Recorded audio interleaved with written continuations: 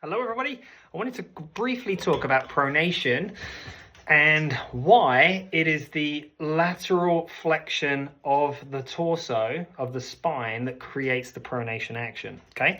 Now, what I'm going to do, I'm going to use a couple of pens as props because they're really easy to move around. Now, if you imagine that when your leg is attached to the foot and when it lands, what is your upper body doing? Now, if the upper body is over the foot, like that, the foot is going to pronate. It's going to roll inwards. It's going to roll inwards to get to the big toe, okay? Now, if my upper body is over here, i.e. I'm not shifting my body to the side, what's going to happen? It's going to create this angle of force that goes this way, and it's going to roll the foot outwards into supination. Okay, now remember, we must get to toe off in order to then get to the other side of the body, i.e. if I have to go from right foot to left foot to right foot to left foot to right foot, I have to go outside of the right foot to the big toe of the right foot to then go to the left, to go outside to inside to then go to the right, because remember, it goes from outside to inside and across, right?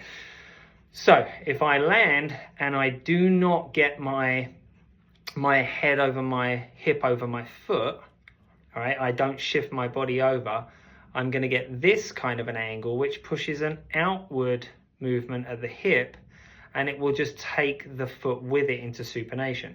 So if I get my body, my torso, my spine to flex laterally, I get it over the top, and naturally the foot pronates because of this angle that goes straight down, or non-angle, should I say, that goes straight down, okay? Because it creates an internal rotation of the tibia, which then creates pronation of the foot, okay?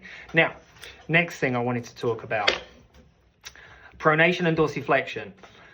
So imagine this is your heel, this is your, actually no, other way around. Imagine this is your heel and this is your big toe. We're looking sideways on, the foot has just landed, the tibia is almost vertical, let's just say it's vertical. The first thing that I want to happen is I want to have that tibia going forwards, forwards, forwards, forwards, and at the end range of motion, the tibia and the talus, that's how that tibia rocks forwards on the talus. We get this movement, we get dorsiflexion. And then as the talus and the calcaneus interact, we get a rotation this way, or we get a rotation this way, should I say, towards the big toe. So it takes that tibia slightly inwards towards the big toe, so it takes it medially towards the big toe. When we get to end range dorsiflexion, the heel naturally starts to come off the ground. And of course, it wouldn't be dead straight and flat like this because the foot has loads of joints. The arch will flatten, the foot will roll. And then when it gets to end range of motion, if we've got a good enough angle here, what happens when the heel comes off the ground, it goes forwards. So the heel comes up and goes forwards and rotates around the forefoot.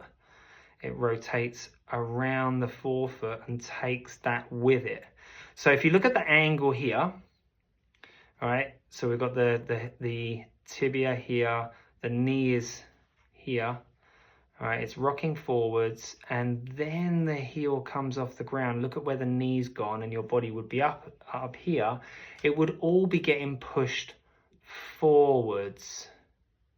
Okay, now if your heel rises too early, and some of you may know I call that trip switch timing, because as we get the tibia forwards, if it doesn't go forwards enough, i.e. you can't dorsiflex, what's going to happen is you get to end range of motion too early, the heel comes off the ground, and look where you go.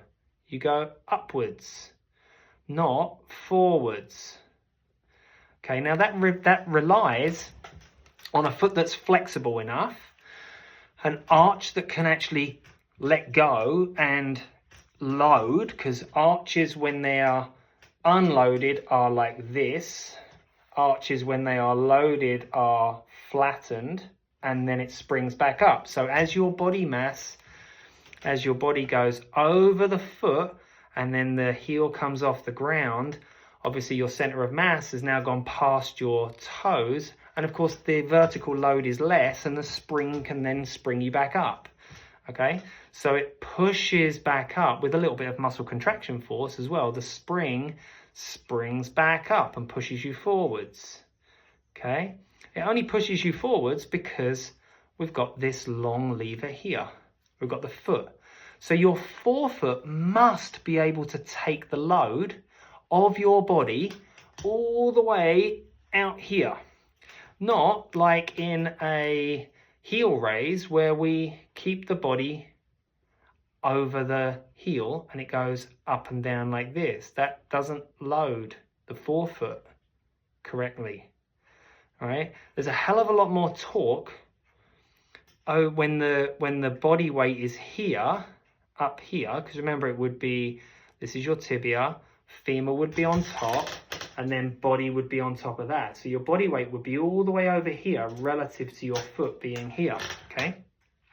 So with your center of mass all the way over here and your heel up, I don't have enough hands to do 3, your forefoot would have a huge amount of load. Now, if you have issues with your forefoot and how your foot functions, you simply won't be able to do that, which is why we have the toe off drill in week 9 of the course, okay?